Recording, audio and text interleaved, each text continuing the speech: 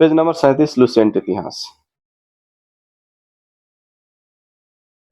शिहाबुद्दीन अहमद प्रथम ने अपनी राजधानी गुलबर्गा से हटाकर बीदर में स्थापित की। इसने बीदर का नया नाम मुहम्मदाबाद रखा। मोहम्मद तृतीय के शासनकाल में ख्वाजा जहां की उपाधि से महमूद गवा ईरानी को प्रधानमंत्री नियुक्त किया गया।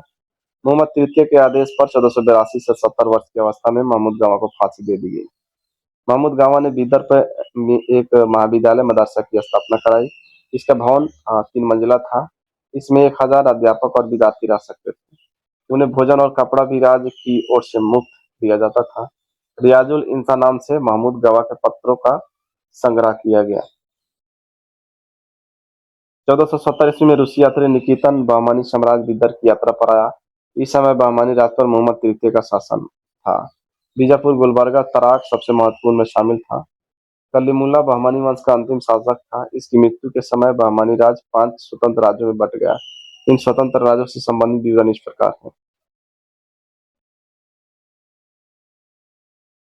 राजवंश संस्थापक स्थापना वर्ष। बीजापुर वंश आदिल शाही यूसुफ आदिल शाह संस्थापक और स्थापना वर्ष 1489। राज अहमदनगर वंश निजाम शाही संस्थापक माली मोहम्मद 1490 ईस्वी। बरार इमाद शाही फतेउल्ला इमाद शाह 1490। गोलकुंडा वंश कुतुब शाही संस्थापक कुली कुतुब शाह और स्थापना वर्ष 1512। बीदर वंश बरीद शाही संस्थापक कौन थे? अमीर अली बरीद और स्थापना वर्ष 1526। मोहम्मद फर्स्ट के मंत्री सैफुद्दीन गौरी ने केंद्रीय शासन का कार्य कई विभागों में बांटा और 8 मंत्रियों को नियुक्त किया, जो इस प्रकार है।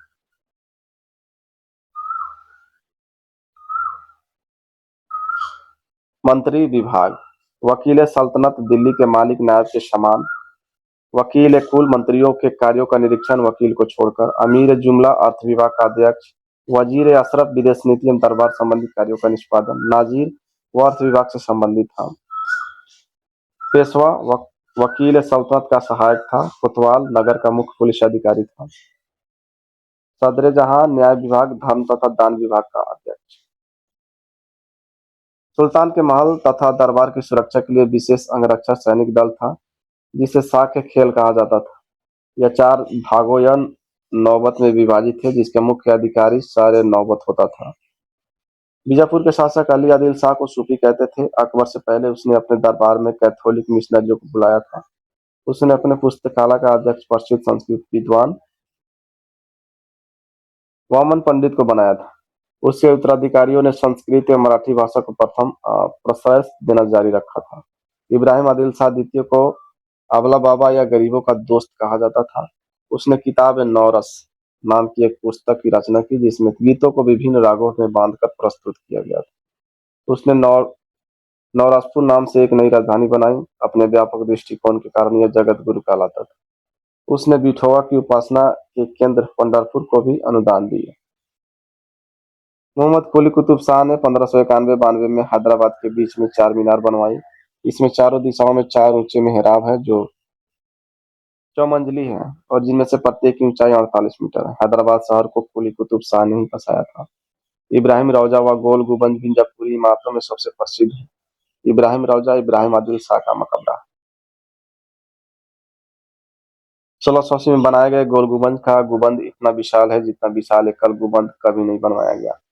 इसके सभी अनुपात संगतिपूर्ण है। चारों कोनों पर बनी ऊंची और गोलाकार मीनारें इसके छवि को एक संतुलन प्रदान करती है। कहा जाता है मुख्य कक्ष के एक ओर से फुसफुसाहट की आवाज जाए तो दूसरी तरफ छोर पर भी सुना जा सकता है।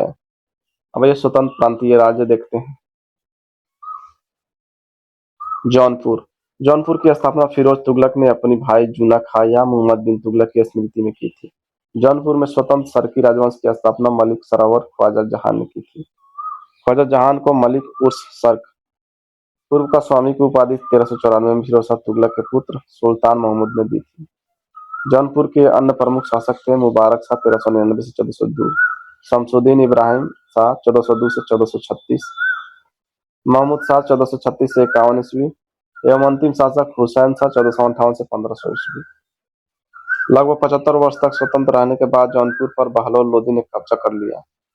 सरकी शासन के अंतर्गत विशेषकर इब्राहिम शाह ने के समय में जौनपुर में साहित्य एवं स्थापत्य कला के क्षेत्र में हुए विकास के कारण जौनपुर को भारत का सिराज के नाम से जाना जाता है। अटाला देवी की मस्जिद का निर्माण 1408 ईस्वी में सर्किल सुल्तान इब्राहिम शाह द्वारा किया गया था। अटाला देवी मस्जिद का निर्माण कनौज के राजा बिचाई चंद द्वारा निर्मित अटाला देवी के मंदिर को तोड़कर किया गया था। जामा मस्जिद का निर्माण 1470 ईस्वी में हुसैन शाह सर्की के द्वारा किया गया था। पीर बोधा नामक सूफी संत इस काल का एक महान संगीतकार था। झज्जरी मस्जिद 1430 ईस्वी में इब्राहिम सर्की के द्वारा व लाल दरवाजा मस्जिद का निर्माण मोहम्मद शाह के द्वारा 1450 ईस्वी में किया गया। कश्मीर सुहादेव नामक एक हिंदू ने 1301 ईस्वी में कश्मीर में हिंदू राज की स्थापना की थी। 1339-40 ईस्वी में कश्मीर में शाहमीर के द्वारा प्रथम मुस्लिम वंश की स्थापना की गई। कश्मीर का प्रथम मुस्लिम शासक शाहमीर था जो शमसुद्दीन शाह मीर के नाम से गद्दी पर बैठा। इसने अपनी राजधानी इंद्रकोट में स्थापित की। अलाउद्दीन ने राजधानी इंद्रकोट से हटाकर अलाउद्दीनपुर श्रीनगर में स्थापित की। हिंदू मंदिरों एवं मूर्तियों को तोड़ने के कारण सुल्तान सिकंदर शाह 1389 से 1413 ईस्वी को बुद्ध किशन कहा गया। 1420 में जैन उल आबदीन सिंहासन पर बैठा। इसकी धार्मिक सहिष्णुता के कारण इसे कश्मीर का अकबर कहा गया। इसने जजिया हटा दिया, गोवध निषिद्ध कर दिया तथा सती प्रथा पर से प्रतिबंध हटा दिया।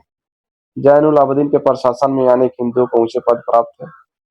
श्रीय भट्ट उसका न्याय मंत्री और दरबारी चिकित्सक था।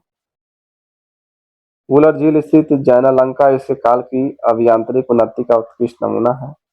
जैन उल आबदीन फारसी, संस्कृत, कश्मीरी, तिब्बती आदि भाषाओं का ज्ञाता था। इसने महाभारत में राजा तरंगिणी को फारसी में अनुवाद करवाया। अब आइए बंगाल देखते हैं। इख्तियारुद्दीन मोहम्मद बिन बख्तियार खिलजी ने बंगाल को दिल्ली सल्तनत में मिलाया। मिलते हैं नेक्स्ट पेज में।